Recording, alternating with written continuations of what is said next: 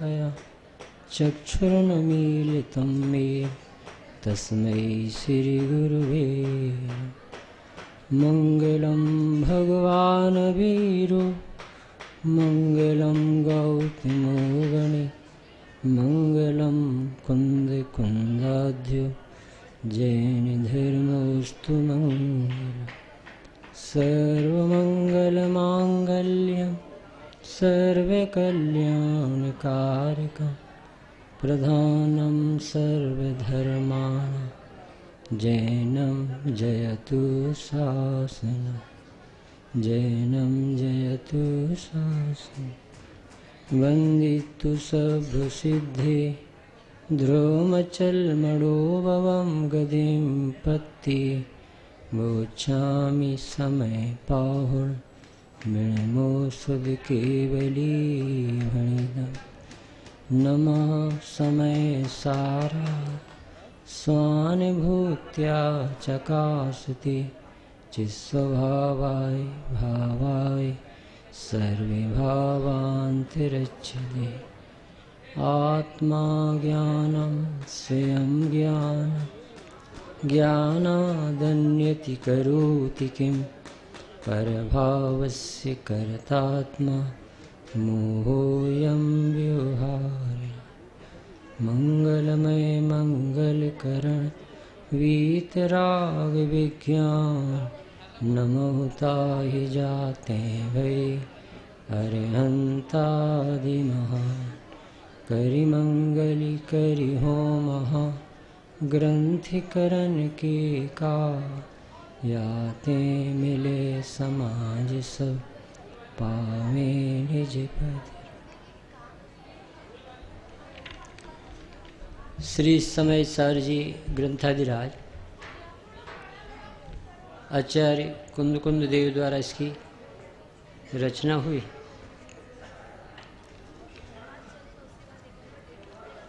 आत्मख्याति टीका के रचयिता श्री अमृतचंद्र देव आचार्य देव ने प्रतिज्ञा की कि जगत में काम भोग बंधन की कथा तो सुलभ, परंतु शुद्ध स्वरूप की स्वभाव की चर्चा भी मिलना दुर्लभ। क्या कहा? काम भोग बंधन की कथा तो सुलभ, अर्थात क्या है कि भगवान आत्मा की कथा में प्रसन्न होना काम भोग बंधन की कथा है। काम भोग बंधन की कथा तो काम भोग बंधन की कथा है, परंतु भगवान आत्मा की कथा में भी रंजायमान हो और स्वभाव के प्रति आकर्षित न हो, तो इस जीव ने समोह शरण में काम भोग बंध की कथा ही सुनी। ऐसा अध्यात्म संदेश में गुरुदेव श्री ने कहा कि भैया इस समोह शरण में अनंत बार गया, भवि भवि जन पूजे, फिर भी इस जीव ने भगवान आत्मा की कथा नहीं सुनी क्या? तो उसमें उत्तर दिया कि नहीं सुनी। तो क्यों नहीं सुनी? कि सुनना इसे नहीं कहते जो कर्ण इंद्रिय से हो रहा हो, सुनना उसे कहते हैं जिससे अनुभव प्रकट हो, उसको सुनना सुनना कहते। तो एक तो इसमें दुर्लभता से प्रारंभ किया, वंदितु सब सिद्धे, सब सिद्धों को नमस्कार किया। सामने बैठे हुए सब जीव स्वभाव से सिद्ध हैं, और आप स्वयं अपने को सिद्ध देखोगे तो सारा जगत सिद्ध दिखेगा। यदि आप अपने को वक्ता देखोगे तो श्रोता दिखेगा, आप अपने को पिता देखो तो सामने वाला बेटा दिखेगा। आपकी निगाह के अनुसार आपको दिखाई देता, जगत में जैसा स्वरूप है वैसा दिखाई दे तो सम्यक दर्शन हो, पर जैसा है नहीं, जैसी दृष्टि हमने बना रखी है वैसी निगाह से देखना, इसी का नाम मिथ्यात्व है, भव भ्रमण का मूल कारण। तो उन्होंने तो सिद्धों की स्थापना से इस ग्रंथाधिराज का प्रारंभ किया कि अपने को भी सिद्ध देखो, सामने वाले को भी सिद्ध। सिद्ध ही हमारा लक्ष्य है, सिद्ध ही हमारे आदर्श हैं। हमें जो भी आयोजन प्रगट पुण्य ने यहाँ तक पहुँचाया है, इस सब का उद्देश्य है। यदि ये अप्रतिष्ठित जिनबिंब अभी जो दिख रहे हैं ये प्रतिष्ठित हो करके पूज्य हो जाएंगे तो हमारा प्रतिष्ठित परमात्मा हमें प्रतिष्ठित लगने लगे, ये हमारे ज्ञान को धन्यवाद हुआ।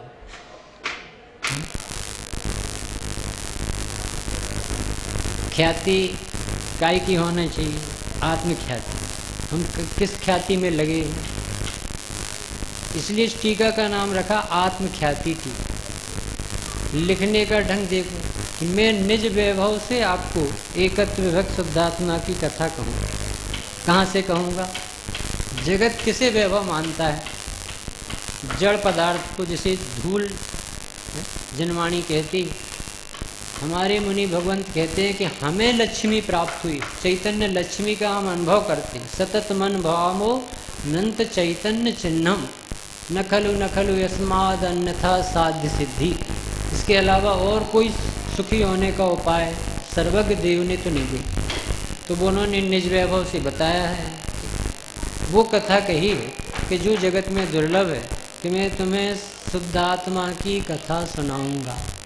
तो अपन को भी प्रतिज्ञा ये लेके बैठना चाहिए कि प्रभु भले आयोजन पंच कल्याणक का हो, परंतु हम तो आत्म वैभव को न रखने के लिए, आत्मा को देखने के लिए, समझने के लिए, अपने को समझाने के लिए, अपने पर रीझने के लिए आए।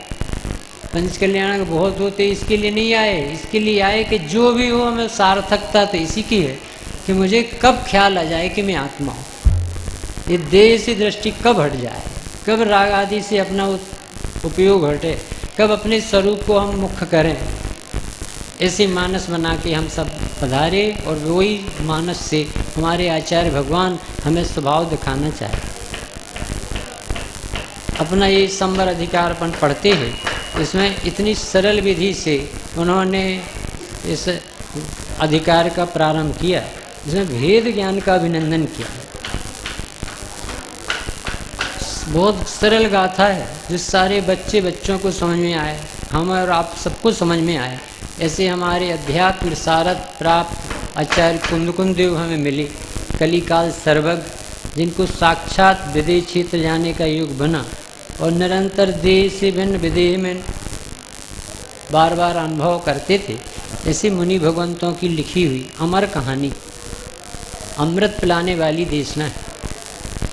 उभोगे उभोगो कोहादि सुरत्ति को भी उभोगो कोहो कोहे चे वही उभोगे रत्ति खलु कोहो अट्ठबे अप्पे कम्मे णोकम्मे चाविरत्ति उभोगो उभोगम्यकम्मं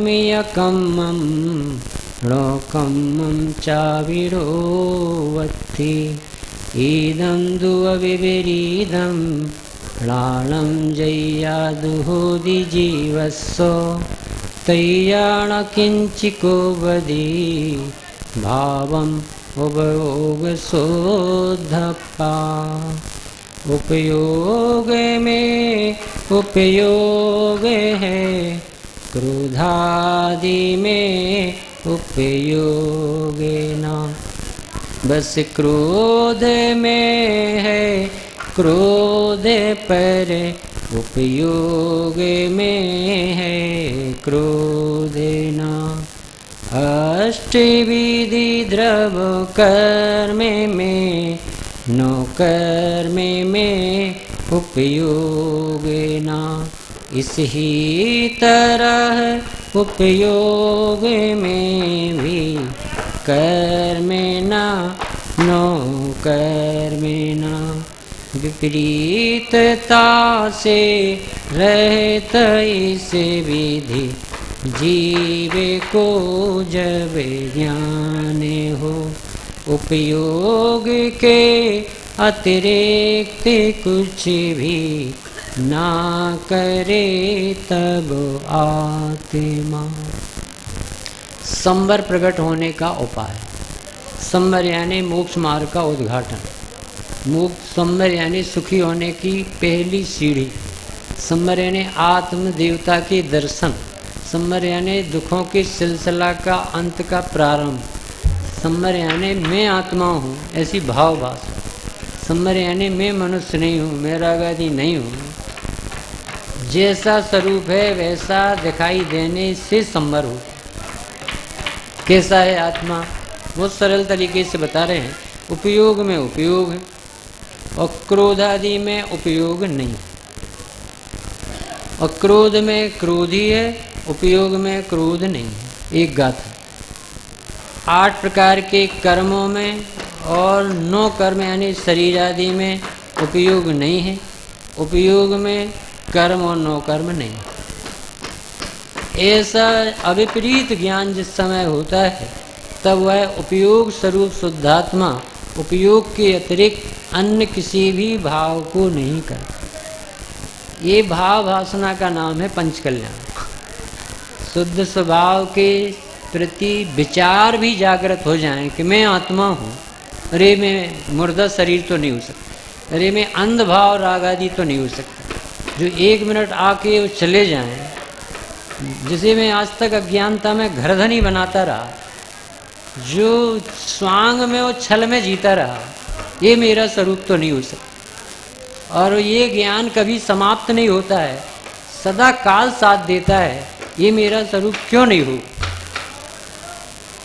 ऐसा अविपरीत ज्ञान जिसको प्रकट होता है उसके मंगलाचरण होता है, उसके जीवन में मंगल दिन आते हैं। उस सिद्ध दशा का उम्मीदवार पंचम काल में पंच कल्याणक सिद्धों की तैयारी वाले जीव ही मना पाते हैं। जो भविष्य में सिद्ध होने वाले हैं, जिनका संसार अब सिमटने वाला है, उन्हें ही ये भगवान पसंद आते हैं।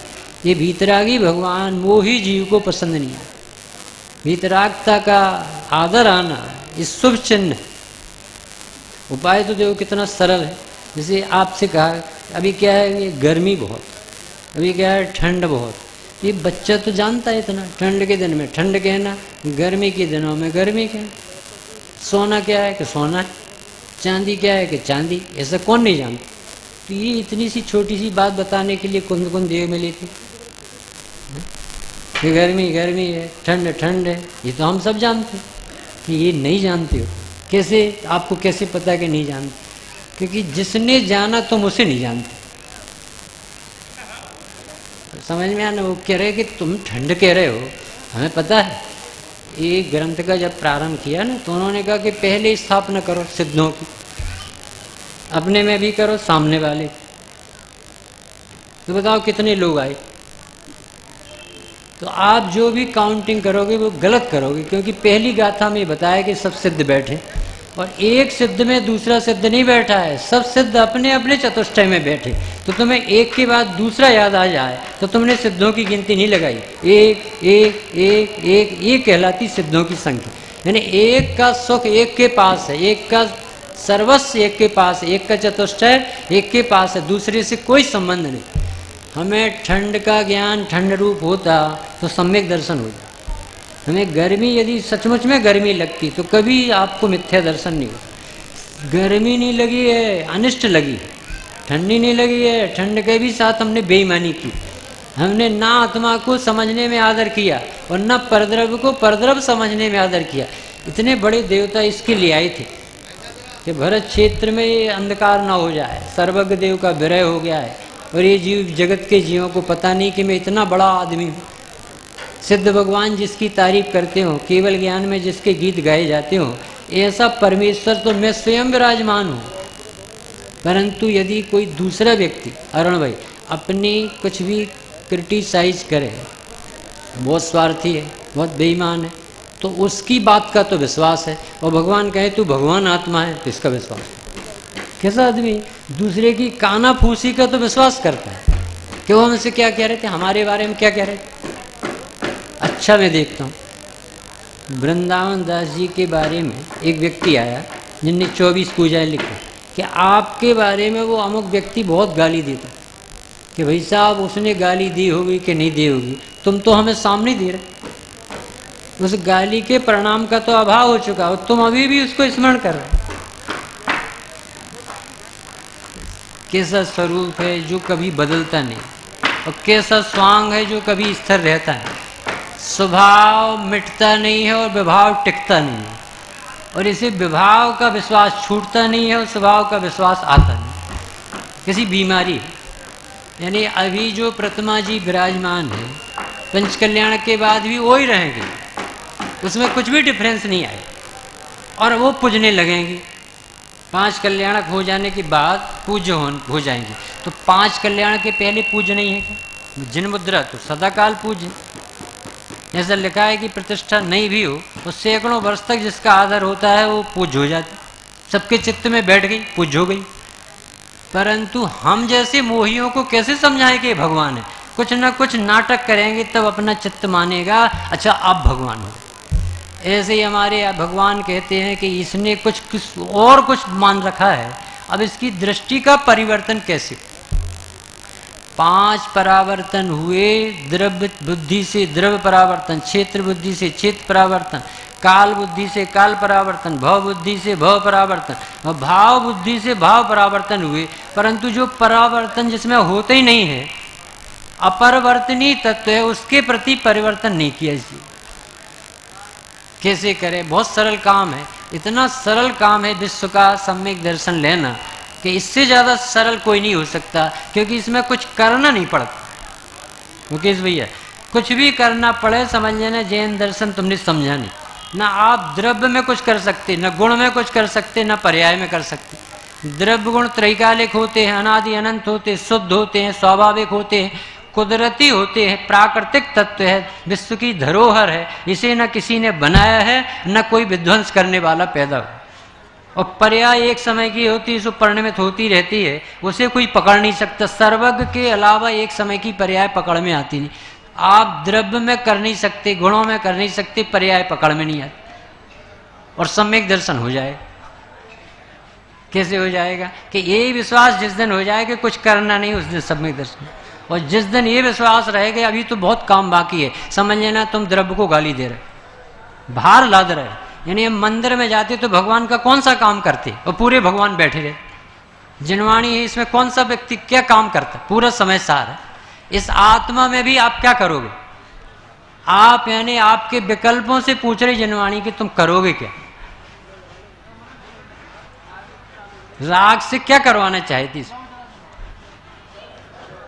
किन्हु ना करे ना धरे को, सट द्रव्य मई ना हरे को। एक सैकड़ों व्यक्ति थे, एक फैक्ट्री चलती थी, घाटा लगने लगा तो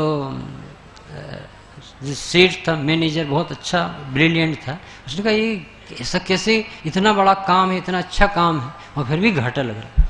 तो उन्होंने क्या किया, एक बॉक्स में एक आईना रखा और एक कागज में लिख के रखा, ये सब व्यक्ति उसको देख के घर जा। तो उसने देखा इसमें क्या रखा, पेटी में क्या दिखाना चाहते। उसमें लिखा था जो दिख रहा है वो आप ही हो और घाटा लगे तो आपकी जिम्मेदारी और प्रॉफिट हो तो आपकी जिम्मेदारी है, आपकी कंपनी। ऐसा सब लोग पढ़ते थे और निकल जाते। सबको समझ में आ गया कि क्या सिखाना चाहता है मैनेजर, कि कंपनी आपकी है, नुकसान होगा तो आपका होगा और प्रॉफिट होगा तो आपका, आप जिम्मेदार। ऐसे ही हमारे भगवान ये कह रहे हैं कि द्रव्य गुण पर्याय तो ज्यों के त्यों रहते हैं। यदि नहीं समझ में आएगा तो तेरी परिणति हैरान हो जाएगी, चतुर्गति में परिवर्ण, और समझ में आ जाएगा तो सिद्ध गति में विराजमान हो जाए। आप जानो, आपको समझना हो तो समझ लो, ना समझना हो तो ना समझ। इसमें किसी के ऊपर कोई कृपा करके यहाँ आता हो और कोई कृपा करके जाता हो, ऐसा जैन शासन पराधीनता और गुलामी का शासन, ये तो सिर्फ समझ का मार्ग है और कोई समझा दे ऐसी विश्व में ताकत नहीं है। सर्वज्ञ देव भी एक मारीच को समझाने में असफल रहे। लिखा है प्रवचन सार में कि सम्यक दृष्टि जीव असफल है दूसरे के काम करने में, अपने कार्य करने में सफल। क्या कहना भाई साहब, ये पंच कल्याणक सिर्फ इतना सिखाता है कि जिन मुद्रा आज जो रखी है 5 दिन 7 दिन बाद भी ऐसे ही रखी मिलेगी, परंतु पूज्यता आ जाएगी कि नहीं, कहाँ आएगी? अपने चित्त में आएगी। ऐसे ही ये आत्मा यहाँ आया है और गुरुदेव श्री की देशना सुन करके इसके जो चिंतन चालू हो गया कि मैं राग तो नहीं हो सकता, जो एक एक समय करके आता है चला जाता है। मैं विकल्प तो नहीं हो सकता, मैं जड़ धूल तो नहीं हो सकता। और ये चेतना, ये ज्ञान, ये विभूति, ये सर्वस्व जो कुंद कुंद देव अपने अनुभव से बता रहे हैं, ये अनुभव तो मुझे भी होता, मैं भी तो जानता देखता हूँ, मैं भी तो चेतना का धनी। ये 5 कल्याणक में जैसे पूज्यता आ जाएगी, ऐसे आपकी परिणति, आपकी पूजा करने लगे, उसका नाम आपको आराधना करना आ गया। आपकी समय सार की प्राप्ति सफल हो गई, मुनिराजों का मिलना सफल हो। देखो एक एक प्रवचन पंडित साहब ने दोपहर में बताया था कि कितना कीमती, यानी आपको ये लगता होगा कि कैसे एक कोई भी वक्ता को बिठा दिया और सहजता से हो जाएगा आयोजन 6 बजे से 6:45 तक। ये जीव निगोज से निकल के आया तब यहाँ बैठा है। आपको मालूम कितनी कीमत चुकाई, निगोज से निकालना कितना कठिन है। यानी एक जीव यदि यहाँ से 2 इंद्री 3 इंद्री किसी प्राणी का घात हो जाए पैर हाथ से दबने से, और वो तत्काल मरण संकलेश भाव से करेगा तो नरकों में सागरों रहना पड़े। यानी एक व्यक्ति का उस निगोज से निकलकर यहाँ तक आना, ये परमार्थ वचन का पढ़ो तो समझ में आएगा कि निकलता कैसे। ऑटोमेटिक कुदरती का एक योग बन गया है कि 608 जीव निगोद से जीव बाहर निकल आते हैं और 608 जीव इतर राशि से सिद्ध राशि में पहुंच जाते हैं, और ये बीच की लेवल बराबर पक्का बना रहता है। तो हम और आपको यहाँ निकलना हो कैसे गया, ये प्रकृति ने एक बार नंबर दिया है। इसकी कीमत आप करें या ना करें, वह कुदरती ये योग बना है। और पंचम काल में जहाँ अस्त हो गया था सूरज, महावीर भगवान के जाने के बाद, कुंद कुंद और अमृतचंद्र और सब महान पुरुषों के जाने के बाद, यदि कोई दीपक जलाने वाला आया तो वो रहस्योद्घाटक अपना गुरुदेव आया, और यदि वो ना आते तो अंधेरा था, पूरा अंधेरा था, किसी को नहीं पता था कि क्या करें हम क्या ना करें। बेचारा ऐसा समझता था पूजन कर ली, पाठ कर लिया और चलो अपने घर, कृत होकर के निकलता। कहना ये है कि गाथाएं जरा सी हैं, उपयोग में उपयोग है। अभी तो किसी भी बच्चे को याद हो जाए क्रोध में क्रोध है, पर वो ये कह रहे हैं कि क्रोध में क्रोध है, ये दृष्टि परिवर्तन का काम सौंपा है आपको। यानी उपयोग में उपयोग होने पर भी जीव को उपयोग में उपयोग क्यों नहीं लगता, क्रोध में क्रोध होने पर भी जीव को क्रोध में क्रोध क्यों नहीं दिखता, उपयोग में क्रोध दिखता है और क्रोध में उपयोग। देखो अनादि काल से जीव की निमित्ताधीन दृष्टि है। कार्य होने में पंडित साहब अपने समंत भद्रदेव ने कहा कि उपादान और निमित्त 2 योग बनते हैं। कार्य उपादान से उपादेय का होता है और उसके योग प्रकृति में निमित्त के ऑटोमेटिक उपस्थित होने की व्यवस्था। आज तक ऐसा नहीं हुआ कि कार्य उपादान ने किया और उसके योग निमित्त न हो। आज तक ऐसा नहीं हुआ कि निमित्त से कार्य हो गया हो और उपादान न मिला हो। निमित्त आरोपित पदार्थ, निमित्त अनिवार्य पदार्थ है, परंतु उस रूप परिणमित नहीं होता। उसकी प्रतिज्ञा है कि काम तो आप करोगे तब मैं रहूंगा। अब जगत के जीवों की सोच कैसी बन गई है कि उसने ये विचार कर लिया है, जो दिखाई देता है चमड़े की निगाह से जो देखता है वो विश्वास करता है, और जो दिखाई नहीं देता सर्वज्ञ देव जिसे दिखाने के लिए मिलते हैं, आत्मज्ञानी गुरु जिसे दिखाने के लिए जन्म लेते हैं, वहां दृष्टि ले जाना तो ये कोई अद्भुत आपका पुण्य का उदय और ज्ञानी जनों का उस काल में उद्घाटन करने का योग। अब देखना कार्य कैसे होगा, उपादान से, और उसके योग निमित्त होगा। हमारी दृष्टि कहाँ जाती है, निमित्ताधीन। तो गुरुदेव श्री का जन्म काहे के लिए हुआ, उपाधीन दृष्टि कराने के, कि भैया जहां तुझे खबर नहीं है वहां से कार्य हो रहा है। दूध जमाना है, मुकेश भाई बताओ कैसे जमाओगे, दही डाले, आया ना दही याद, इनको दूध क्यों नहीं याद नहीं आया कि जिस समय दूध की पर्याय दही रूप परिणमित होना है उस समय हमें दही का योग बनेगा। दही का योग बनाना प्रकृति का काम है, और दूध को पूरी जान लगा के दही बना देना ये उपादान का काम। पंडित साहब दिखता क्या है, दही डालता हुआ, और दिखता कौन नहीं है, जो पूरी जान लगा। अनादि की कुटे हुए सम्यक दर्शन कब हो, पंच कल्याणक में आएंगे। अरे जब तेरा उपादान जगेगा तो पंच कल्याणक डॉक्टर साहब को कराना पड़ेगा। समझने जरा कि आप जहां से समझ रहे हो वहां से आचार्य देव हटा रहे, वो जहां तक आज तक अपनी बुद्धि और समझ नहीं पहुंची है वहां हमारे भगवान ले जाना चाहिए। यानी गुरुदेव श्री ने 6 गड़बड़ियां बताई थी कि ये जगत का जीव सर्वज्ञ का स्वरूप कैसे मानता है कि सब पदार्थ हैं इसलिए सर्वज्ञता है, और हमारे भगवान ये बताते हैं कि सर्वज्ञ स्वभावी है इसलिए सर्वज्ञता। ज्ञेय के अनुसार ज्ञान नहीं है, ज्ञान के अनुसार ज्ञेय दिखाई दे। जगत कैसा मानता है कि निमित्त मिलेंगी तो कार्य होगा। आचार्य जो ये समझाने के लिए मिले हैं कि उपादान होता है तो उसके योग्य निमित्त हो। जगत ये मानता है कि क्रमबद्ध मानने में पुरुषार्थहीनता हो जाएगी, और आचार्य जो कहते हैं क्रमबद्ध में ही पुरुषार्थ है, क्योंकि पुरुषार्थ ही कोई क्रमबद्ध समझ में आता है कि जिसकी दृष्टि अंतर्मुख होती है वही समझ पाता है कि वास्तव में पर्याय क्रमबद्ध। अभी तो बहुत सरल गाथा है अपने सामने रखी। कौन सी गाथा है? उपयोग में उपयोग, क्रोधादि में क्रोधादि। बताओ सब जीव यहाँ बैठे हैं, अरुणमयी सोचना, हम और सब आप मोह के अभाव के लिए आए कि नहीं? कैसे भी हमारा राग देश मोह का संसार का भाव, संसार का भाव ये चाहते हैं। अब आचार्य श्री के पास गए अपन, भगवंतों के पास, हे प्रभु हमारा मोह दूर हो जाए। तो कहते तुझे मोह पकड़ के बता दे हमें कहाँ है, हम दूर कर। एक बार ऐसा हमें दिखा दे कि ये मोह साहब इसे अलग कर।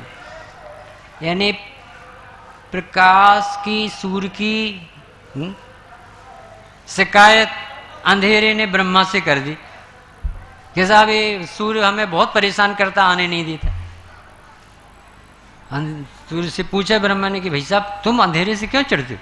कि साहब हमने तो आज तक देखा नहीं। उसने शिकायत की, एक बार हमारे सामने बुलाओ उसे, एक बार हमारे सामने आ जाए तो हम माने कि हमने इसे सताया है। आज तक जीव को न कर्म के उदय ने सताया है, न प्रतिकूल संयोगों ने सताया है, न पंचम काल बाधक है, न कोई भी अनिष्ट संयोग बाधक है, सातवां नरक भी बाधक नहीं।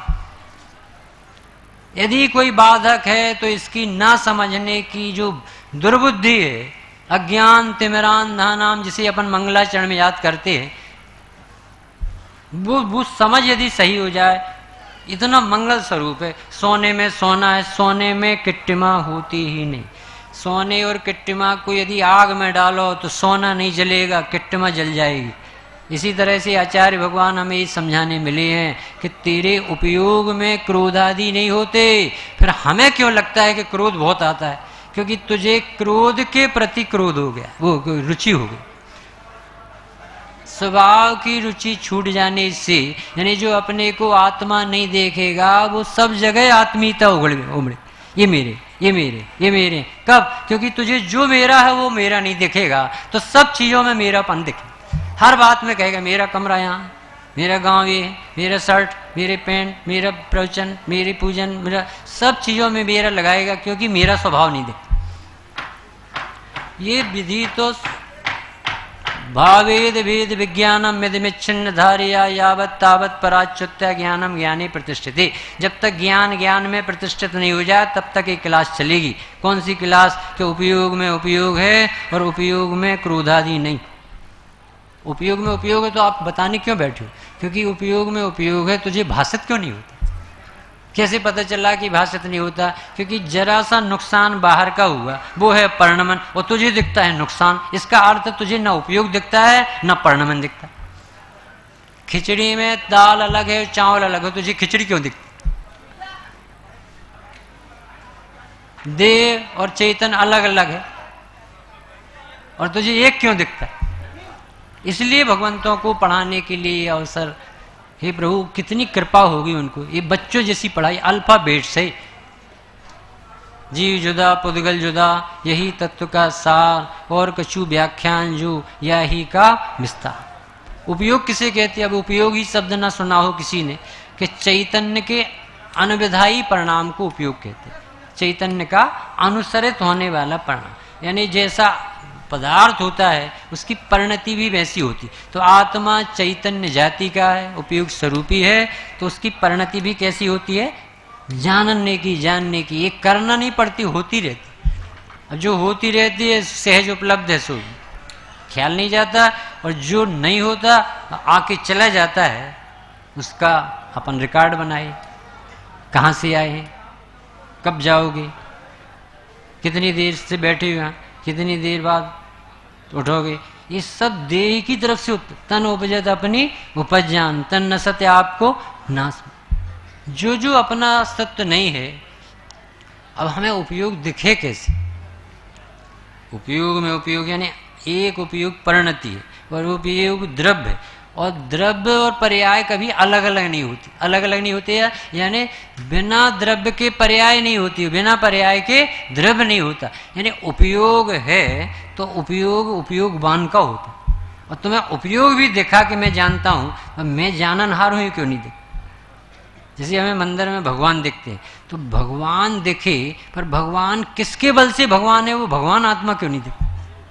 यदि भगवान के दर्शन तब हो सकते जब तुम्हें भगवान आत्मा के दर्शन, क्योंकि भगवान को जानने वाला भगवान की तरफ देख के भगवान को नहीं जान सकता। जिसमें भगवान दिख रहे हैं उसे समझे कि ये मेरे स्वभाव के कारण से भगवान दिख रहे हैं। अभी हमें कैसा दिखता है कि भगवान है इसलिए हमारा मन लगा, भगवान ना होते तो मंदिर में कैसे मन लगता? प्रवचन है तो मन सुन रहे हैं इसलिए मन लगा। वो कह रहे कि तेरे पास उपयोग है, तेरे पास रुचि है, तेरे पास जाननहार स्वभाव है। यदि ये समझ में नहीं आए तो तुझे भगवान के बल से शांति नहीं मिल रही है। शांति का कारण तो तेरी कसाय का अभाव, सच्ची समझ है। तो सच्ची समझ का हमें आदर ना करके संयोग का, संयोगी भाव का आदर है। तो इसमें पढ़ते अपन उपयोगे में उपयोगे है, क्रोधादि में उपयोगे ना, बस क्रोध में है, क्रोध पर उपयोग में है, क्रोध ना। उपयोग में उपयोग है, क्रोधादि में उपयोग नहीं। क्रोधादि यानी एक प्रतीक बना है, चाहे कभी राग कह देते हैं, कभी मोह कहते, कभी क्रोध कहते। क्रोध क्यों कहते कि आत्मा की अरुचि का नाम क्रोध। राग किसे कहते कि जो अपने से हटके पर से संबंध जोड़े उसका नाम राग। अब हम क्रोध को कहाँ खोजने आ रहे हैं? आत्मा में। हम बहुत पापी, वे कह रहे इतने पवित्र स्वभाव में तू गंदगी खोजने निकला।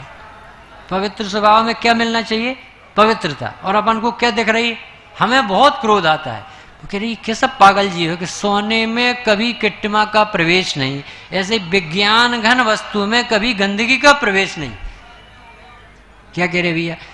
6 द्रव्य होते, आज तक एक भी द्रव्य ने अपनी मर्यादा लांघी हो? तो पंडित साहब 6 द्रव्य की सत्ता कब बनी रहती? जब एक चतुष्टय कभी दूसरे चतुष्टय में प्रवेश नहीं पाता, तब एक द्रव्य का दूसरे द्रव्य में अत्यंत भाव है, इसलिए 6 द्रव्य की सत्ता पूरी बनी। तीसरी गाथा में लेकिन कि एक द्रव्य में रहने वाले अनंत गुणों का प्रत्येक द्रव्य चुम्बन करता है, परंतु एक क्षेत्राव गाय में रहने वाले पड़ोसी द्रव्य का स्पर्श भी नहीं करता। तो कर्म ने, शरीर ने, राग ने स्पर्श भी नहीं किया, और शिकायत हमने किसकी की?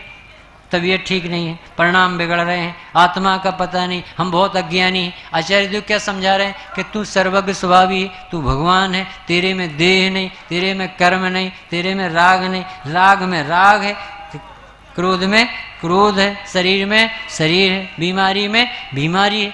यानी सनत कुमार मुनिराज को 700 वर्ष कोड़ रहा, एक शिकायत नहीं की। 2 देव पूछने आए, महाराज जी आपकी तबीयत कैसी? सब द्रव्य स्वस्थ है तो मैं भी स्वस्थ, 6 द्रव्य स्वस्थ। तो अरे आपकी तबीयत तो कुछ तो गड़बड़ होगी, कि जिसकी गड़बड़ हो उससे बात कर। देह से पूछने गए कि आप क्या हाल है? कि मुझे तो कोई शिकायत नहीं, ये तो मेरा परिणमन, मुझे तो कोई तकलीफ। कैसा जैन शासन है? एक द्रव्य का दूसरे द्रव्य में अत्यंत भाव न होता तो 6 द्रव्य की सत्ता मिट के कब की खाक हो जाती। और अज्ञानी को पाप काहे का लगता है कि एक द्रव्य की सत्ता नहीं मिटाता है, 3 लोक की सारी सत्ताओं को अपने अधीन बना करके नष्ट करने का पाप लगता है, और कर कुछ सकता नहीं। विकल्प के अलावा जीव की पहुंच बाहर है ही नहीं। जैसे 6 द्रव्य न्यारे न्यारे हैं, ऐसे ही भगवान ने 7 तत्व न्यारे न्यारे देखे। आश्रव से कभी संबर भगवान के ज्ञान में नहीं आए, पुण्य करते करते धर्म हो जाएगा ऐसा भगवान ने नहीं देखा। पुण्य न्यारा और ज्ञान स्वभावी भगवान आत्मा न्यारा, ऐसा लगते ही संबर की उत्पत्ति हो। स्वामी जी एक ऐसा उदाहरण देते थे जो धक्का लगे आपको और हमको सुनने में भी अच्छा न लगे, परंतु वो कहते थे, कहते हैं और आचार्यों ने लिखा है तो सुनकर एकदम बल आएगा कि लड़का की भी किसी से कनेक्शन यानी खोटे परिणाम थे किसी बालिका से, और मम्मी के भी खोटे परिणाम थे किसी परपुरुष, और अमावस की रात्रि, और एक ही क्षेत्र दोनों ने चुना और दोनों उसी क्षेत्र पर गए। तो मम्मी जिससे प्रेम करती थी वो व्यक्ति नहीं आया, और ये लड़का जिससे प्रेम करता था वो बालिका नहीं आई, और दोनों पहुंच गए। कौन कौन पहुंचे भाई साहब? माँ पहुंच गई, वो बेटा पहुंच गया, और अंधेरे रात का समय, घनघोर अंधेरी, और उस समय दोनों जैसे खड़े हैं एक दूसरे को स्पर्श कर रहे हैं, बोल नहीं रहे, और बिजली कड़की, और बिजली कड़कते ही उसने माँ के चेहरे को देखा और माँ ने बेटे को चेहरे को देखा। एक समय पहले दोनों के कैसे बेकारी परिणाम नाच रहे थे, और एक समय बाद जनवाणी आप सबसे पूछती है कि बेकार करवा के बता दो आप किसी की ताकत हो, और ये बेकार गया तो कैसे नष्ट हुआ, ये पूछते। क्या आधार है आपके पास? क्या प्रतिज्ञाएं दिलाई होंगी? क्या त्याग कराया होगा? कौन सी समय सार पढ़ाया होगा कि माँ के प्रति बेकार नहीं करना पड़ता, समझदार अच्छे से रहो, सावधानी से। एक बार ज्ञान हुआ कि मेरी माँ, उसे मेरा बेटा, अब बताओ जरा क्या हुआ होगा जो कुलभूषण देशभूषण को हुआ था कि ये मेरी बहन है और मेरे कैसे परिणाम भी। डॉक्टर भारल की पुस्तक कोई पढ़ता और उसने न देखा हो कि दादा कौन है, और उन्हीं की पुस्तक की तारीफ, क्या गजब द्रव दृष्टि जिनिस, वो क्या मतलब जितने ग्रंथ लिखे, जिन बरस सनय चक्रम 10 लक्षण सर्वोदय तीर्थ आदि पढ़े, और कि क्या गजब की। और डॉक्टर साहब वहीं खड़े हों और वो कहें कि भाई साहब थोड़ी खसकना, आप अपनी सीट देखिए, यहाँ बैठने की जरूरत नहीं। यानी वो व्यक्तित्व से परिचित नहीं होने से है। और जब कोई बाजू वाला कहे कि भाई साहब ये किसको मना कर रहे हैं, मान ये कौन डॉक्टर साहब हैं जिनकी ये रचना पढ़ रहे हो, ज्ञान होते ही उसे आदर लाना कौन सिखाएगा? कहाँ से आएगा आदर? ऐसे ही जीव अपने आप को कचड़ा घर बना रखा है, दुनिया भर की शिकायतें और गंदगी अपने सिर पर मोल लिए बैठ। हम पापी हैं, अज्ञानी हैं, रागी हैं, द्वेषी हैं, मोही हैं। यहाँ भगवान कहते कि तेरे जैसा सुंदर और सर्वोत्कृष्ट पदार्थ जगत में कोई नहीं। तू उपयोग स्वरूपी है, तू भगवान आत्मा है, तू चैतन्य देव है, तू कारण परमात्मा है, तू शुद्धता की खान है। अनंत काल तक सिद्ध दशा प्रकट होती रहे, अनंत आनंद बरसता रहे, ऐसी परम पवित्र वस्तु का नाम चैतन्य आत्मा है। बहन श्री की भाषा में कहें कि द्रव उसे कहते जिसे देखते ही से आनंद आ जाए, उसका नाम जीव द्रव्य है। कैसा स्वरूप है भाई, और हमने ना समझी से कैसा बना लिया। गांधी जी से मिलने जा रहे लोग और गांधी जी के बाजू में बैठे और उन्हीं से तमाकू की पीक उठवा रहे, वहीं थूकते थे और उन्हीं गांधी जी का नाम लेते कि बाबूजी के पूना में दर्शन करेंगे, और उन्हीं के बाजू में बैठे। और जैसे ही राष्ट्रपिता बापू की वहाँ पर जय जयकार हुई स्टेशन पर, देख के रह गया कि हम जिसे चाहते हैं उसके बाजू में बैठे और हम उसका ही तिरस्कार करते रहे, उसकी पूजा के लिए जा रहे। ऐसे ही जिस ज्ञान ने बताया कि मैं क्रोधी हूँ, उसी ज्ञान से आचार्य देव ने देखा तो ज्ञान ही ज्ञान है, इसमें तो क्रोध है ही नहीं। उसी ज्ञान का हम अपमान करने के लिए बैठे अनादिकाल से। यदि इस पर्याय में हमें ज्ञान का सम्मान आ गया तो हमारी ये आराधना सफल हो जाएगी। ईश्वरचंद विद्यासागर से पंडित साहब मिलने गए एक जेंटलमैन, और उनकी स्टेशन पर पहुंचा और कुली कुली कुली, अब वो सुबह घूमते थे। उन्होंने देखा कि बेटा कहाँ जाना है, कि ईश्वरचंद विद्यासागर के पास जाना।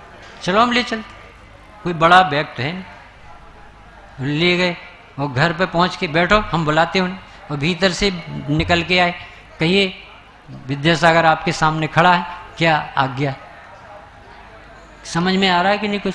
कि ये किससे अटैची ढुलवाई उसने? जिसकी पूजा करता है, जिसके गीत गाता है। कैसा उत्कृष्ट जीव, कितना उत्कृष्ट जीव, और काम किससे, अपमान किसका हो गया? इसी तरह से उपयोग तो सबके पास है, परंतु ये उपयोग भगवान आत्मा से निकल रहा है, परम पारणामिक भाव की धारा है, और इतनी कीमती वस्तु है कि जो विश्व में किसी के पास नहीं है। अरे सिद्ध भगवान के पास भी आपका उपयोग नहीं है जो आपके पास है। अपना उपयोग विश्व में सबसे कीमती है, और इस जीव को अपने उपयोग की कीमत नहीं आई तो उसे किसकी कीमत आएगी? और पंचकल्याणक में यदि अपन को ये बात गुरुदेव श्री की समझ में आ गई कि इतना उत्कृष्ट तत्व चैतन्य है, उसकी धारा का नाम उपयोग है, और उपयोगवान को प्रसिद्ध कर रहा है, और मैं उपयोग से ज्ञेयों को प्रसिद्ध कर रहा हूँ, शिकायतें ला रहा हूँ। ऐसी हमारी शिकायत बंद हो जाए और हमारे स्वभाव का आदर हमारे चित्त में बैठ जाए, ऐसी मंगल भावना से।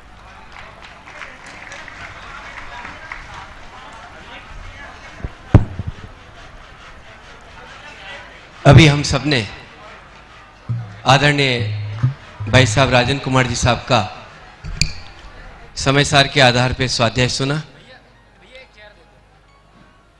यदि ये अप्रतिष्ठित जिनबिंब अभी जो दिख रहे हैं ये प्रतिष्ठित हो करके पूज्य हो जाएंगे, तो हमारा प्रतिष्ठित परमात्मा हमें प्रतिष्ठित लगने लगे, ये हमारे ज्ञान को धन्यवाद हुआ।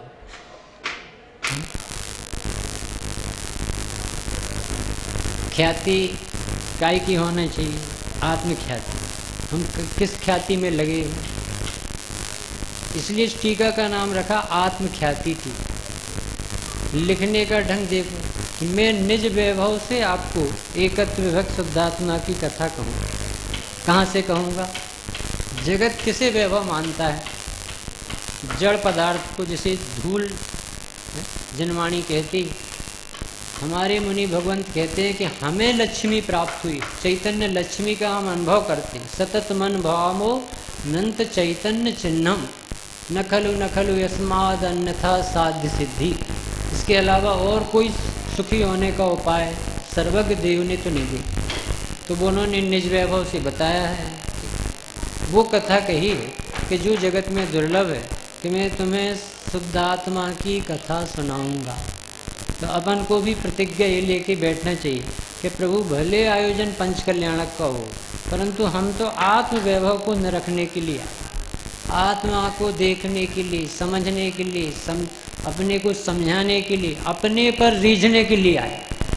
पंच कल्याणक बहुत होते, इसके लिए नहीं आए। इसके लिए आए कि जो भी हो हमें सार्थकता तो इसी की है कि मुझे कब ख्याल आ जाए कि मैं आत्मा हूँ, ये देह से दृष्टि कब हट जाए, कब राग आदि से अपना उपयोग हटे, कब अपने स्वरूप को हम मुख्य करें। ऐसे मानस बना के हम सब पधारे, और वही मानस से हमारे आचार्य भगवान हमें स्वभाव दिखाना चाहे। अपना ये संवर अधिकारपन पढ़ते हैं, इसमें इतनी सरल विधि से उन्होंने इस अधिकार का प्रारंभ किया, जिसमें भेद ज्ञान का अभिनंदन किया। बहुत सरल गाथा है, जो सारे बच्चों को समझ में आए, हम और आप सबको समझ में आए। ऐसे हमारे अध्यात्म सारथ प्राप्त आचार्य कुंद देव हमें मिले, कलिकाल सर्वज्ञ, जिनको साक्षात विदेह क्षेत्र जाने का युग बना, और निरंतर देह से भिन्न विदेह में बार बार अनुभव करते थे। ऐसे मुनि भगवंतों की लिखी हुई अमर कहानी, अमृत पिलाने वाली देशना है। उबोगे उबोगो कोहादि सुरत्ति को भी उबोगो कोहो कोहे चे बही उबोगे रत्ति खलु कोहो अट्ठबे अप्पे कम्मे णो कम्मे चाविरत्ति उबोगो उबोगम्य कम्मम णोकम्मं चाविरो वत्ति ईदं दुअविपरीदं णालं जय्यादुहोदि जीवस्सो तय्याण किञ्चिको वदी भावम् उपयोगसोद्धप्पा उपयोग में उपयोग है क्रोधादि में उपयोग न, बस क्रोध में है क्रोध पर उपयोग में है क्रोध न। अष्टविधि द्रव कर्म में नो कर्म में उपयोग न, इस ही तरह उपयोग में भी कर्म न नो कर्म न। विपरीतता से रहत इस विधि, जीव को जब ज्ञान हो, उपयोग के अतिरिक्त कुछ भी ना करे तब आत्मा। संवर प्रकट होने का उपाय। संवर यानी मोक्ष मार्ग का उद्घाटन। मोक्ष संवर यानी सुखी होने की पहली सीढ़ी। संवर यानी आत्म देवता के दर्शन। संवर यानी दुखों के सिलसिला का अंत का प्रारंभ। संवर यानी मैं आत्मा हूँ ऐसी भावभाषा। संवर यानी मैं मनुष्य नहीं हूँ, मैं रागादि नहीं हूँ। जैसा स्वरूप है वैसा दिखाई देने से संवर हो। कैसा है आत्मा? बहुत सरल तरीके से बता रहे हैं। उपयोग में उपयोग है और क्रोध आदि में उपयोग नहीं। और क्रोध में क्रोध ही है, उपयोग में क्रोध नहीं है। एक गाथा। 8 प्रकार के कर्मों में और 9 कर्म यानी शरीर आदि में उपयोग नहीं है। उपयोग में कर्म और 9 कर्म नहीं। ऐसा अविपरीत ज्ञान जिस समय होता है तब वह उपयोग स्वरूप शुद्धात्मा उपयोग के अतिरिक्त अन्य किसी भी भाव को नहीं करता। ये भाव वासना का नाम है पंचकल्याण। शुद्ध स्वभाव के प्रति विचार भी जागृत हो जाएं कि मैं आत्मा हूँ। अरे मैं मुर्दा शरीर तो नहीं हो सकता। अरे मैं अंध भाव राग आदि तो नहीं हो सकता। जो 1 मिनट आके वो चले जाएं, जिसे मैं आज तक अज्ञानता में घरधनी बनाता रहा, जो स्वांग में और छल में जीता रहा, ये मेरा स्वरूप तो नहीं हो सकता। और ये ज्ञान कभी समाप्त नहीं होता है, सदा काल साथ देता है। ये मेरा स्वरूप क्यों नहीं हो? ऐसा अविपरीत ज्ञान जिसको प्रकट होता है उसके मंगलाचरण होता है, उसके जीवन में मंगल दिन आते हैं। उस सिद्ध दशा का उम्मीदवार पंचम काल में पंच कल्याणक सिद्धों की तैयारी वाले जीव ही मना पाते हैं। जो भविष्य में सिद्ध होने वाले हैं, जिनका संसार अब सिमटने वाला है, उन्हें ही ये भगवान पसंद आते हैं। ये भीतरागी भगवान वो ही जीव को पसंद नहीं है। भीतरागता का आदर आना इस शुभ चिन्ह। उपाय तो देखो कितना सरल है। जैसे आपसे कहा अभी क्या है, ये गर्मी बहुत, अभी क्या है ठंड बहुत। ये बच्चा तो जानता है इतना, ठंड के दिन में ठंड कहना, गर्मी के दिनों में गर्मी कहना। सोना क्या है कि सोना है, चांदी क्या है कि चांदी। ऐसा कौन नहीं जानता? तो ये इतनी सी छोटी सी बात बताने के लिए कुंद कुंद देव मिली थी कि गर्मी गर्मी है, ठंड ठंड है। ये तो हम सब जानते हैं कि ये नहीं जानते हो। कैसे आपको कैसे पता कि नहीं जानते? क्योंकि जिसने जाना तुम उसे नहीं जानते। समझ में आना? वो कह रहे कि तुम ठंड कह रहे हो, हमें पता है। ये ग्रंथ का जब प्रारंभ किया ना, तो उन्होंने कहा कि पहले स्थापना करो सिद्धों की, अपने में भी करो, सामने वाले। तो बताओ कितने लोग आए? तो आप जो भी काउंटिंग करोगे वो गलत करोगे, क्योंकि पहली गाथा में बताया कि सब सिद्ध बैठे और एक सिद्ध में दूसरा सिद्ध नहीं बैठा है। सब सिद्ध अपने अपने चतुष्टय में बैठे। तो तुम्हें एक के बाद दूसरा याद आ जाए तो तुमने सिद्धों की गिनती नहीं लगाई। एक एक एक एक ये कहलाती सिद्धों की संख्या। यानी एक का सुख एक के पास है, एक का सर्वस्व एक के पास है, एक का चतुष्टय एक के पास है, दूसरे से कोई संबंध नहीं। हमें ठंड का ज्ञान ठंड रूप होता तो सम्यक दर्शन होता। हमें गर्मी यदि सचमुच में गर्मी लगती तो कभी आपको मिथ्या दर्शन नहीं होता। गर्मी नहीं लगी है, अनिष्ट लगी। ठंडी नहीं लगी है, ठंड के भी साथ हमने बेईमानी की। हमने ना आत्मा को समझने में आदर किया और न परद्रव्य को परद्रव्य समझने में आदर किया। इतने बड़े देवता इसके लिए आए थे कि भरत क्षेत्र में ये अंधकार ना हो जाए। सर्वज्ञ देव का विरह हो गया है और ये जीव जगत के जीवों को पता नहीं कि मैं इतना बड़ा आदमी हूँ। सिद्ध भगवान जिसकी तारीफ करते हो, केवल ज्ञान में जिसके गीत गाए जाते हो, ऐसा परमेश्वर तो मैं स्वयं विराजमान हूँ। परंतु यदि कोई दूसरा व्यक्ति, अरुण भाई, अपनी कुछ भी क्रिटिसाइज करे, बहुत स्वार्थी है, बहुत बेईमान है, तो उसकी बात का तो विश्वास है। और भगवान कहे तू भगवान आत्मा है तो इसका विश्वास है। कैसा आदमी, दूसरे की काना फूसी का तो विश्वास करता है कि वो हमसे क्या कह रहे थे, हमारे बारे में क्या कह रहे थे। अच्छा मैं देखता हूँ, वृंदावन दास जी के बारे में एक व्यक्ति आया जिनने 24 पूजाएं लिखी कि आपके बारे में वो अमुक व्यक्ति बहुत गाली देता कि भाई साहब उसने गाली दी होगी कि नहीं दी होगी, तुम तो हमें सामने दे रहे, उस गाली के परिणाम का तो अभाव हो चुका हो, तुम अभी भी उसको स्मरण कर रहे। कैसा स्वरूप है जो कभी बदलता नहीं, और कैसा स्वांग है जो कभी स्थिर रहता है। स्वभाव मिटता नहीं है और विभाव टिकता नहीं है, और इसे विभाव का विश्वास छूटता नहीं है और स्वभाव का विश्वास आता नहीं। किसी बीमारी है, यानी अभी जो प्रतिमा जी विराजमान है पंच कल्याण के बाद भी वो ही रहेंगे, उसमें कुछ भी डिफरेंस नहीं आए, और वो पूजने लगेंगी। 5 कल्याणक हो जाने के बाद पूज्य हो जाएंगे। तो 5 कल्याण के पहले पूज्य नहीं है क्या? जिन मुद्रा तो सदाकाल पूज्य।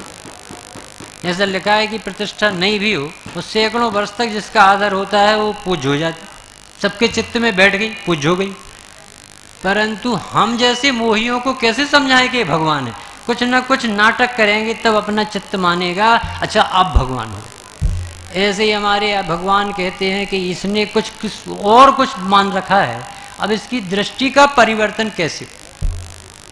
5 परावर्तन हुए, द्रव्य बुद्धि से द्रव्य परावर्तन, क्षेत्र बुद्धि से क्षेत्र परावर्तन, काल बुद्धि से काल परावर्तन, भव बुद्धि से भव परावर्तन, और भाव बुद्धि से भाव परावर्तन हुए।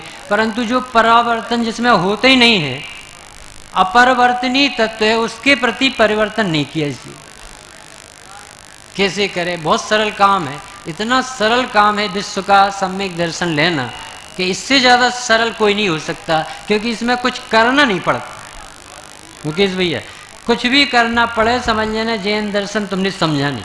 ना आप द्रव्य में कुछ कर सकते, न गुण में कुछ कर सकते, न पर्याय में कर सकते। द्रव्य गुण त्रैकालिक होते हैं, अनादि अनंत होते हैं, शुद्ध होते हैं, स्वाभाविक होते हैं, कुदरती होते हैं, प्राकृतिक तत्व है, विश्व की धरोहर है, इसे न किसी ने बनाया है न कोई विध्वंस करने वाला पैदा हो। और पर्याय एक समय की होती है, सो परिणमित होती रहती है, उसे कोई पकड़ नहीं सकता। सर्वज्ञ के अलावा एक समय की पर्याय पकड़ में आती नहीं। आप द्रव्य में कर नहीं सकते, गुणों में कर नहीं सकते, पर्याय पकड़ में नहीं आती, और सम्यक दर्शन हो जाए। कैसे हो जाएगा? कि ये विश्वास जिस दिन हो जाए कि कुछ करना नहीं, उस दिन सम्यक दर्शन। और जिस दिन ये विश्वास रहेगा अभी तो बहुत काम बाकी है, समझ लेना तुम द्रव्य को गाली दे रहे, भार लाद रहे। यानी मंदिर में जाते तो भगवान का कौन सा काम करते, और पूरे भगवान बैठे रहे। जिनवाणी है, इसमें कौन सा व्यक्ति क्या काम करता, पूरा समय सार है। इस आत्मा में भी आप क्या करोगे? आप यानी आपके विकल्पों से पूछ रहे जिनवाणी कि तुम करोगे क्या? राग से क्या करवाना चाहती? किन्हु ना करे ना धरे को, सट द्रव्य मई नारे को। एक सैकड़ों व्यक्ति थे, एक फैक्ट्री चलती थी, घाटा लगने लगा तो जो सेठ था, मैनेजर बहुत अच्छा ब्रिलियंट था, उसने कहा ये ऐसा कैसे, इतना बड़ा काम है, इतना अच्छा काम है और फिर भी घाटा लग रहा। तो उन्होंने क्या किया, एक बॉक्स में एक आईना रखा और एक कागज में लिख के रखा, ये सब व्यक्ति उसको देख के घर जाओ। तो उसने देखा इसमें क्या रखा, पेटी में क्या दिखाना चाहते। उसमें लिखा था जो दिख रहा है वो आप ही हो, और घाटा लगे तो आपकी जिम्मेदारी, और प्रॉफिट हो तो आपकी जिम्मेदारी है, आपकी कंपनी। ऐसा सब लोग पढ़ते थे और निकल जाते। सबको समझ में आ गया कि क्या सिखाना चाहता है मैनेजर, कि ये कंपनी आपकी है, नुकसान होगा तो आपका होगा और प्रॉफिट होगा तो आपका, आप जिम्मेदार। ऐसे ही हमारे भगवान ये कह रहे हैं कि द्रव्य गुण पर्याय तो ज्यों के त्यों रहते हैं, यदि नहीं समझ में आएगा तो तेरी परिणति हैरान हो जाएगी, चतुर्गति में परिवर्तन, और समझ में आ जाएगा तो सिद्ध गति में विराजमान हो जाए। आप जानो, आपको समझना हो तो समझ लो, ना समझना हो तो ना समझ। इसमें किसी के ऊपर कोई कृपा करके यहाँ आता हो और कोई कृपा करके जाता हो, ऐसा जैन शासन पराधीनता और गुलामी का शासन, ये तो सिर्फ समझ का मार्ग है। और कोई समझा दे ऐसी विश्व में ताकत नहीं है। सर्वज्ञ देव भी एक मारीच को समझाने में असफल रहे। लिखा है प्रवचन सार में कि सम्यक दृष्टि जीव असफल है दूसरे के काम करने में, अपने कार्य करने में सफल। क्या कहना भाई साहब, ये पंच कल्याणक सिर्फ इतना सिखाता है कि जिन मुद्रा आज जो रखी है 5 दिन 7 दिन बाद भी ऐसे ही रखी मिलेगी, परंतु पूज्यता आ जाएगी कि नहीं, कहाँ आएगी, अपने चित्त में आएगी। ऐसे ही ये आत्मा यहाँ आया है और गुरुदेव श्री की देशना सुन करके इसके जो चिंतन चालू हो गया कि मैं राग तो नहीं हो सकता, जो एक एक समय करके आता है चला जाता है, मैं विकल्प तो नहीं हो सकता, मैं जड़ धूल तो नहीं हो सकता। और ये चेतना, ये ज्ञान, ये विभूति, ये सर्वस्व जो कुंद देव अपने अनुभव से बता रहे हैं, ये अनुभव तो मुझे भी होता, मैं भी तो जानता देखता हूँ, मैं भी तो चेतना का धनी। ये 5 कल्याणक में जैसे पूज्यता आ जाएगी, ऐसी आपकी परिणति, आपकी पूजा करने लगे, उसका नाम आपको आराधना करना आ जाए, आपकी समय सार की प्राप्ति सफल हो गई, मुनिराजों का मिलना सफल हो। देखो एक एक प्रवचन पंडित साहब ने दोपहर में बताया था कि कितना कीमती, यानी आपको ये लगता होगा कि कैसे एक कोई भी वक्ता को बिठा दिया और सहजता से हो जाएगा आयोजन 6 बजे से 6:45 तक। ये जीव निगोज से निकल के आया तब यहाँ बैठा है। आपको मालूम कितनी कीमत चुकाई, निगोज से निकालना कितना कठिन। यानी एक जीव यदि यहाँ से 2 इंद्री 3 इंद्री को किसी प्राणी का घात हो जाए पैर हाथ से दबने से, और वो तत्काल मरण संकलेश भाव से करेगा तो नरकों में सागरों रहना पड़े। यानी एक व्यक्ति का उस निगोज से निकलकर यहाँ तक आना, ये परमार्थ वचन का पढ़ो तो समझ में आएगा कि निकलता कैसे। ऑटोमेटिक कुदरती का एक योग बन गया है कि 608 जीव निगोद से जीव बाहर निकल आते हैं और 608 जीव इतर राशि से सिद्ध राशि में पहुंच जाते हैं, और ये बीच की लेवल बराबर पक्का बना रहता है। तो हम और आपको यहाँ निकलना हो कैसे गया, ये प्रकृति ने एक बार नंबर दिया है, इसकी कीमत आप करें या ना करें, वह कुदरती ये योग बना है। और पंचम काल में जहाँ अस्त हो गया था सूरज, महावीर भगवान के जाने के बाद, कुंद और अमृतचंद्र और सब महान पुरुषों के जाने के बाद, यदि कोई दीपक जलाने वाला आया तो वो रहस्योद्घाटक अपना गुरुदेव है, और यदि वो ना आते तो अंधेरा था, पूरा अंधेरा था, किसी को नहीं पता था कि क्या करें हम क्या ना करें। बेचारा ऐसा समझता था पूजन कर ली, पाठ कर लिया और चलो अपने घर, कृत होकर के निकलता। कहना ये है कि गाथाएं जरा सी हैं, उपयोग में उपयोग है। अभी तो किसी भी बच्चे को याद हो जाए क्रोध में क्रोध है, पर वो ये कह रहे हैं कि क्रोध में क्रोध है, ये दृष्टि परिवर्तन का काम सौंपा है आपको। यानी उपयोग में उपयोग होने पर भी जीव को उपयोग में उपयोग क्यों नहीं लगता, क्रोध में क्रोध होने पर भी जीव को क्रोध में क्रोध क्यों नहीं दिखता, उपयोग में क्रोध दिखता है और क्रोध में उपयोग। देखो अनादि काल से जीव की निमित्ताधीन दृष्टि है। कार्य होने में पंडित साहब अपने समंत भद्रदेव ने कहा कि उपादान और निमित्त 2 योग बनते हैं। कार्य उपादान से उपादेय का होता है और उसके योग प्रकृति में निमित्त के ऑटोमेटिक उपस्थित होने की व्यवस्था। आज तक ऐसा नहीं हुआ कि कार्य उपादान ने किया और उसके योग निमित्त न हो। आज तक ऐसा नहीं हुआ कि निमित्त से कार्य हो गया हो और उपादान न मिला हो। निमित्त आरोपित पदार्थ, निमित्त अनिवार्य पदार्थ है, परंतु उस रूप परिणमित नहीं होता। उसकी प्रतिज्ञा है कि काम तो आप करोगे तब मैं रहूंगा।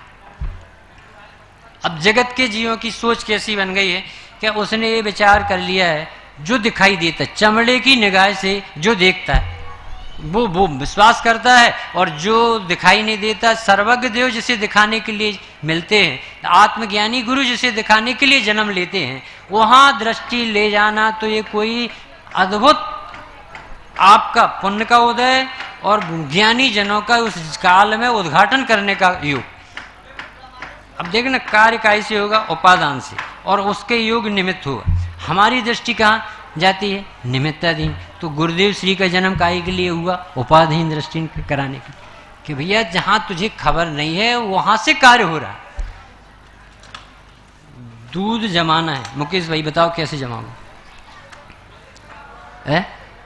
दही डाले, आया ना दही याद, इनको दूध क्यों नहीं याद नहीं आया कि जिस समय दूध की पर्याय दही रूप परिणमित होना है, उस समय हमें दही का युग बनेगा। दही का युग बनाना प्रकृति का काम है, और दूध को पूरी जान लगा के दही बना देना ये उपादान का काम। पंडित साहब, दिखता क्या है?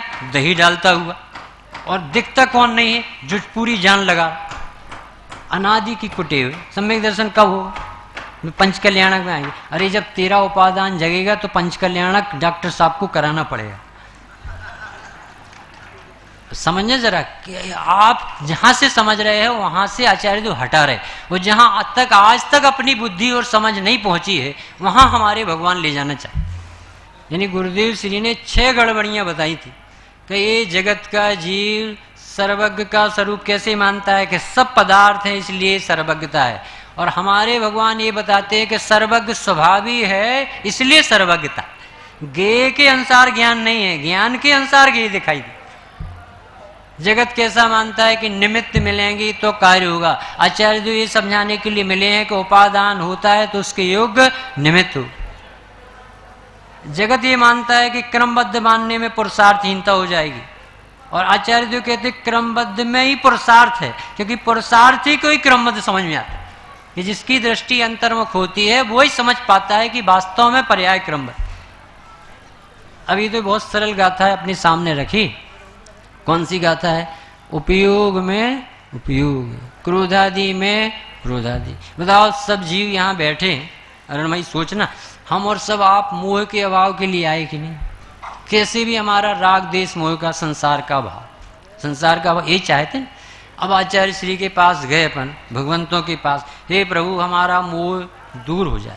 तो कहते तुझे मोह पकड़ के बता दे हमें कहाँ है, हम दूर कर। एक बार ऐसा हमें दिखा दे कि ये मोह साहब इसे अलग कर। यानी प्रकाश की, सूर्य की शिकायत अंधेरे ने ब्रह्मा से कर दी कि साहब ये सूर्य हमें बहुत परेशान करता, आने नहीं देता। सूर्य से पूछा ब्रह्मा ने कि भाई साहब तुम अंधेरे से क्यों चढ़ते हो? कि साहब हमने तो आज तक देखा नहीं। उसने शिकायत की, एक बार हमारे सामने बुलाओ उसे, एक बार हमारे सामने आ जाए तो हम माने कि हमने इसे सताया है।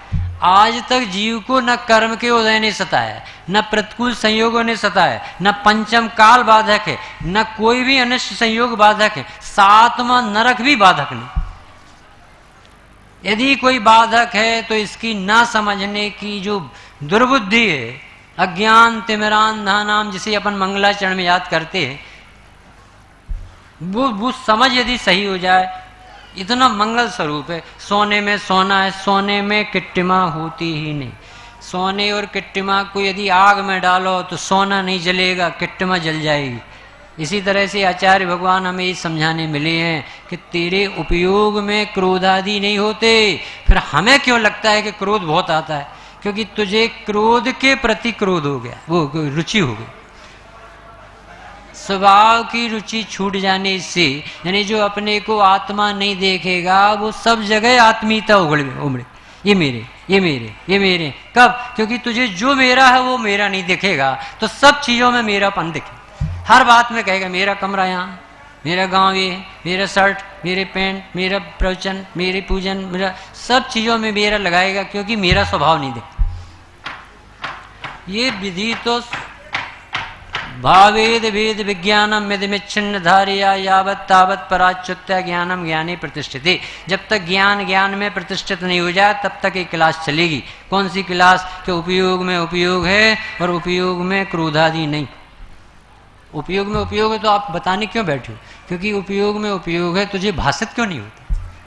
कैसे पता चला कि भाषित नहीं होता? क्योंकि जरा सा नुकसान बाहर का हुआ, वो है परिणमन, और तुझे दिखता है नुकसान। इसका अर्थ तुझे न उपयोग दिखता है न परिणमन दिखता है। खिचड़ी में दाल अलग है, चावल अलग है, तुझे खिचड़ी क्यों दिखती? देव और चेतन अलग अलग है और तुझे एक क्यों दिखता है? इसलिए भगवंतों को पढ़ाने के लिए अवसर, हे प्रभु कितनी कृपा होगी उनको। ये बच्चों जैसी पढ़ाई, अल्फाबेट से, जीव जुदा पुद्गल जुदा, यही तत्व का सार, और कछु व्याख्यान जो यही का विस्तार। उपयोग किसे कहते हैं? अब उपयोगी शब्द न सुना हो किसी ने, कि चैतन्य के अनविधायी परिणाम को उपयोग कहते हैं। चैतन्य का अनुसरित होने वाला परिणाम, यानी जैसा पदार्थ होता है उसकी परिणति भी वैसी होती। तो आत्मा चैतन्य जाति का है, उपयुक्त स्वरूपी है, तो उसकी परिणति भी कैसी होती है? जानने की। ये करना नहीं पड़ती, होती रहती। अब जो होती रहती है सहज उपलब्ध है, सो ख्याल नहीं जाता, और जो नहीं होता आके चला जाता है, उसका अपन रिकॉर्ड बनाए। कहाँ से आए हैं, कब जाओगे, कितनी देर से बैठे हुए हैं, कितनी देर बाद उठोगे, ये सब देह की तरफ से। तन उपजत अपनी उपज जान, तन नसत आपको नाश। जो जो अपना सत्य नहीं है, अब हमें उपयोग दिखे कैसे? उपयोग में उपयोग यानी एक उपयोग परिणति है और उपयोग द्रव्य है, और द्रव्य और पर्याय कभी अलग अलग नहीं होती। अलग अलग नहीं होते यानी बिना द्रव्य के पर्याय नहीं होती, बिना पर्याय के द्रव्य नहीं होता। यानी उपयोग है तो उपयोगवान का होता। और तुम्हें उपयोग भी देखा कि मैं जानता हूँ, तो मैं जाननहार हूँ क्यों नहीं दिखता? जैसे हमें मंदिर में भगवान दिखते हैं, तो भगवान दिखे, पर भगवान किसके बल से भगवान है? वो भगवान आत्मा क्यों नहीं दिखता? यदि भगवान के दर्शन तब हो सकते जब तुम्हें भगवान आत्मा के दर्शन, क्योंकि भगवान को जानने वाला भगवान की तरफ देख के भगवान को नहीं जान सकता। जिसमें भगवान दिख रहे हैं उसे समझे कि ये मेरे स्वभाव के कारण से भगवान दिख रहे हैं। अभी हमें कैसा दिखता है कि भगवान है इसलिए हमारा मन लगा, भगवान ना होते तो मंदिर में कैसे मन लगता? प्रवचन है तो मन सुन रहे हैं इसलिए मन लगा।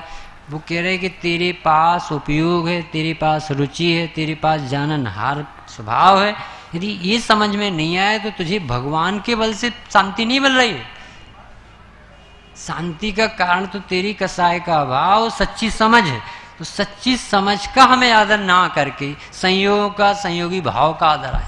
तो इसमें पढ़ते अपन उपयोगे में उपयोगे है, क्रोधादि में उपयोगे ना, बस क्रोध में है, क्रोध पर उपयोग में है, क्रोध ना। उपयोग में उपयोग है, क्रोधादि में उपयोग नहीं। क्रोधादि यानी एक प्रतीक बना है, चाहे कभी राग कह देते हैं, कभी मोह कहते, कभी क्रोध कहते। क्रोध क्यों कहते कि आत्मा की अरुचि का नाम क्रोध। राग किसे कहते कि जो अपने से हटके पर से संबंध जोड़े उसका नाम राग। अब हम क्रोध को कहाँ खोजने आ रहे हैं? आत्मा में। हम बहुत पापी, वे कह रहे इतने पवित्र स्वभाव में तू गंदगी खोजने निकला। पवित्र स्वभाव में क्या मिलना चाहिए? पवित्रता। और अपन को क्या दिख रही है? हमें बहुत क्रोध आता है।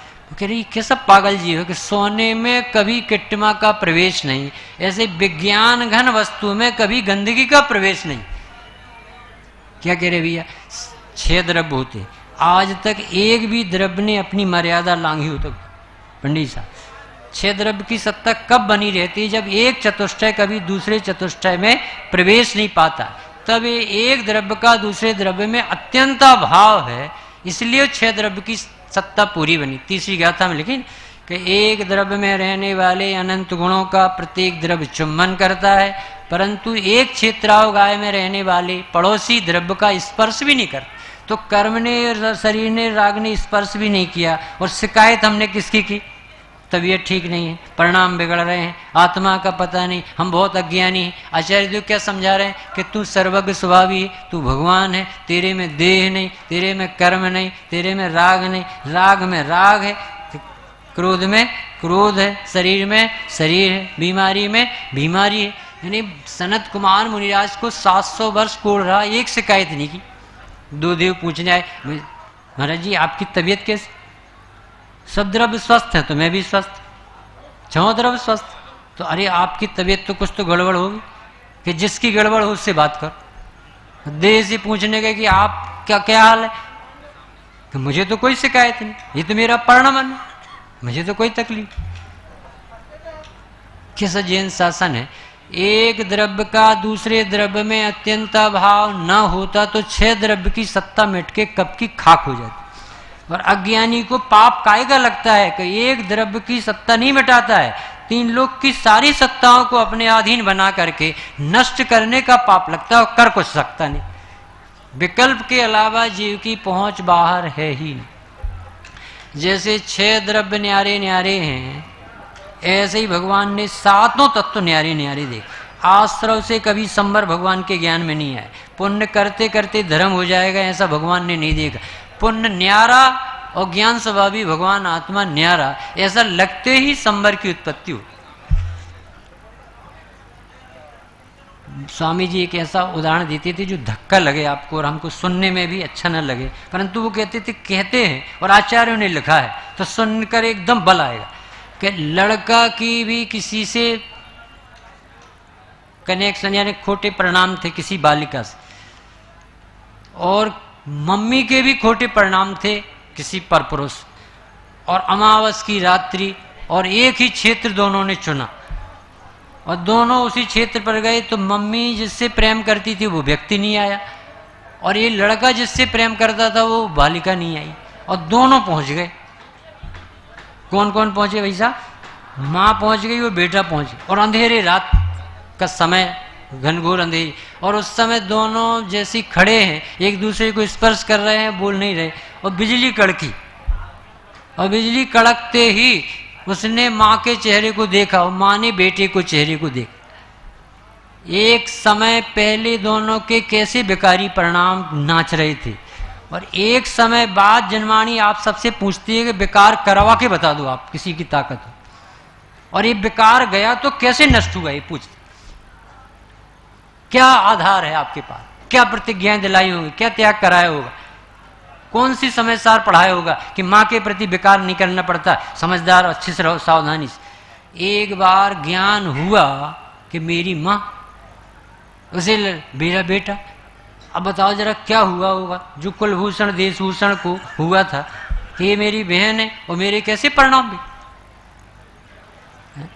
डॉक्टर भारल की पुस्तक कोई पढ़ता और उसने न देखा हो कि दादा कौन है, और उन्हीं की पुस्तक की तारीफ, क्या गजब द्रव्य दृष्टि जिनिस, वो क्या मतलब जितने ग्रंथ लिखे, जिन बरस नय चक्रम 10 लक्षण सर्वोदय तीर्थ आदि पढ़े, और कि क्या गजब की। और डॉक्टर साहब वहीं खड़े हों और वो कहें कि भाई साहब थोड़ी खसकना, आप अपनी सीट देखिए, यहाँ बैठने की जरूरत नहीं। यानी वो व्यक्तित्व से परिचित नहीं होने से है। और जब कोई बाजू वाला कहे कि भाई साहब ये किसको मना कर रहे हैं, ये कौन? डॉक्टर साहब हैं जिनकी ये रचना पढ़ रहे हो। ज्ञान होते ही उसे आदर लाना कौन सिखाएगा? कहाँ से आएगा आदर? ऐसे ही जीव अपने आप को कचड़ा घर बना रखा है, दुनिया भर की शिकायतें और गंदगी अपने सिर पर मोल लिए बैठ। हम पापी हैं, अज्ञानी हैं, रागी हैं, द्वेषी हैं, मोही हैं। यहाँ भगवान कहते कि तेरे जैसा सुंदर और सर्वोत्कृष्ट पदार्थ जगत में कोई नहीं। तू उपयोग स्वरूपी है, तू भगवान आत्मा है, तू चैतन्य देव है, तू कारण परमात्मा है, तू शुद्धता की खान है। अनंत काल तक सिद्ध दशा प्रकट होती रहे, अनंत आनंद बरसता रहे, ऐसी परम पवित्र वस्तु का नाम चैतन्य आत्मा है। वहन श्री की भाषा में कहें कि द्रव उसे कहते जिसे देखते ही से आनंद आ जाए, उसका नाम जीव द्रव्य है। कैसा स्वरूप है भाई, और हमने ना समझी से कैसा बना लिया। गांधी जी से मिलने जा रहे लोग और गांधी जी के बाजू में बैठे और उन्हीं से तमाकू की पीक उठवा रहे, वहीं थूकते थे और उन्हीं गांधी जी का नाम लेते कि बाबूजी के पूना में दर्शन करेंगे, और उन्हीं के बाजू में बैठे।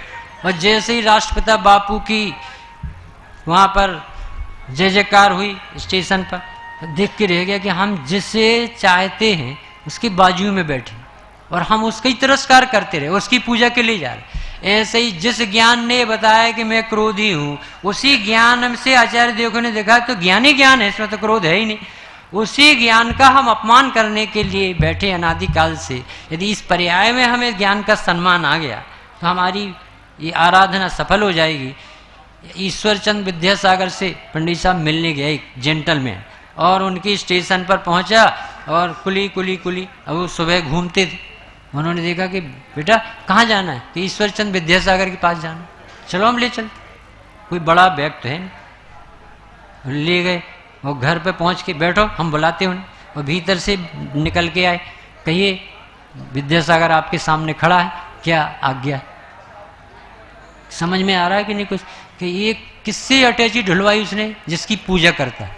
जिसके गीत गाता है, कैसा उत्कृष्ट जीव, कितना उत्कृष्ट जीव, और काम किससे, अपमान किसका हो गया। इसी तरह से उपयोग तो सबके पास है, परंतु ये उपयोग भगवान आत्मा से निकल रहा है, परम पारणामिक भाव की धारा है, और इतनी कीमती वस्तु है कि जो विश्व में किसी के पास नहीं है। अरे सिद्ध भगवान के पास भी आपका उपयोग नहीं है जो आपके पास है। अपना उपयोग विश्व में सबसे कीमती है, और इस जीव को अपने उपयोग की कीमत नहीं आई तो उसे किसकी कीमत आएगी। और पंचकल्याणक में यदि अपन को ये बात गुरुदेव श्री की समझ में आ गई कि इतना उत्कृष्ट तत्व चैतन्य है, उसकी धारा का नाम उपयोग है, और उपयोगवान को प्रसिद्ध कर रहा है, और मैं उपयोग से ज्ञेयों को प्रसिद्ध कर रहा हूँ, शिकायतें ला रहा हूँ। ऐसी हमारी शिकायत बंद हो जाए और हमारे स्वभाव का आदर हमारे चित्त में बैठ जाए, ऐसी मंगल भावना से।